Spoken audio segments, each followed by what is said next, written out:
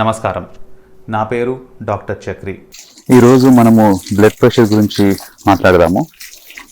So blood pressure అంటే మీ అందరికీ తెలిసిన విషయమే. బ్లడ్ ప్రెషర్ అంటే ఇదేంటి చెట్లు చూపిస్తున్నాడు, ఇదేంటి ఇక్కడ నీళ్లు కనిపిస్తున్నాయని అనుకుంటున్నారా? సో మీకు బ్లడ్ ప్రెషర్ గురించి కరెక్ట్గా తెలియాలి, అర్థం కావాలి అంటే నేను ఆలోచిస్తే ఇది నాకు ఒక మంచి ఎగ్జాంపుల్ లాగా అనిపించింది. బ్లడ్ ప్రెషర్ అంటే మన రక్తనాళాల్లో, మన బ్లడ్ వెజల్స్లో ప్రెషర్ ఎంతగా ఉంది అనేది దాన్ని మనం బ్లడ్ ప్రెషర్ అంటాం. మరి ఉదాహరణకి ఈ పైపు నేను పట్టుకున్నాను, ఈ వాటర్ పైప్ ఏదైతుందో ఇది మన రక్తనాళం అనుకోండి, ఆర్టరీస్ అనుకోండి. ఇందులో నుంచి వచ్చే వాటర్ బ్లడ్ అనుకోండి. ఇది ఒక ప్రెషర్తో వస్తుంది. ఇది ఇప్పుడు నార్మల్ ప్రెషర్ అనుకుందాం. మరి ఈ ప్రెషరు ఎక్కువైతే ఏమవుతుంది అనేదానికే మనం హై బ్లడ్ ప్రెషర్ అంటాం. ఈ ప్రెషర్ ఎక్కువైనా కొద్దీ హై బ్లడ్ ప్రెషర్ అనుకుందాం. మరి ప్రెషర్ ఎక్కువ అవుతే ఏమవుతుంది, ఎలా ఉంటుంది అనేది మనం స్వయంగా చూద్దాం.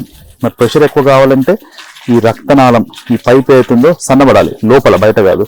లోపల సన్నబడితే చూడండి ప్రెషర్ అలా పెరుగుతుందా ప్రెషర్?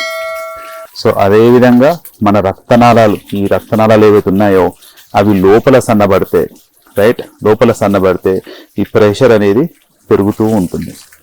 మరి ప్రెషర్ పెరుగుతూ ఉంటే కూడా కొంచెం తట్టుకునే శక్తి ఉంటుంది. ఎంతవరకు? ఒక స్టేజ్ వరకు బాడీ అనేది తట్టుకోగలుగుతుంది. కానీ ఆ స్టేజ్ దాటితే బాడీ కూడా తట్టుకోలేదు. ఈ ప్రెషర్ అనేది మన బాడీలో ప్రతి పార్ట్కు వెళ్తుంది. బ్రెయిన్కి వెళ్తుంది, హార్ట్కి వెళ్తుంది, కిడ్నీస్కి వెళ్తుంది. మొత్తం బాడీ అంతా ఈ ప్రెషర్ పైన డిపెండ్ అయి ఉంటుంది. మరి సెన్సిటివ్ ఆర్గన్స్ బాడీలో ఏంటి? బ్రెయిన్, హార్ట్, కిడ్నీస్, ఇవి సెన్సిటివ్ ఆర్గన్స్. సో ప్రెషర్ బాగా ఎక్కువైతే ఫస్ట్ ఎఫెక్ట్ అయ్యేటి ఈ ఆర్గన్సే, అవునా? సో ప్రెషర్ ఎక్కువైంది అనుకోండి, చూపిస్తాను ఇప్పుడు మీకు ఉదాహరణకి చిన్న ఎగ్జాంపుల్. ఇప్పుడు ప్రెషర్ ఎక్కువ అవుతూ ఉంది. ఎక్కువ అవుతే మట్టి కింద అలా కొట్టుకుపోతుంది చూడండి. ఈ మట్టి అనేది కింద కొట్టుకెళ్ళిపోతుంది, అవునా? ప్రెషర్ ఎక్కువైనా కొద్ది. మరి ఇదే ప్రెషరు ఇట్లా చెట్ల పైన కొడితే ఆకులన్నీ రాలిపోయే అవకాశం కూడా ఉంది, అవునా?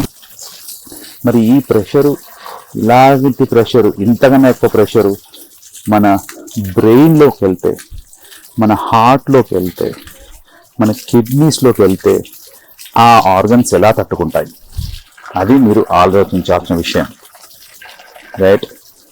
సో ఈ ప్రెషర్ ఎక్కువైతే మనం దాన్ని తక్కువ చేసుకునే మార్గాలు అనేది ఖచ్చితంగా వెతకాలి, ఖచ్చితంగా పాటించాలి. అది టాబ్లెట్సే కావచ్చు, మనం స్ట్రెస్ మేనేజ్మెంట్ స్ట్రాటజీసే కావచ్చు, స్ట్రెస్ని ఎలా మేనేజ్ చేస్తాం, ఎలా చూసుకుంటాం అదే కావచ్చు, లేకపోతే ఇంకేమన్నా కావచ్చు. రకరకాల మార్గాలు, వేరే మార్గాలు ఉన్నాయి, అవి కావచ్చు. కానీ అల్టిమేట్లీ మనకు కావాల్సింది ఏంటంటే ఈ ప్రెషర్ అనేది నార్మల్గా ఉండాలి, నార్మల్గా రావాలి.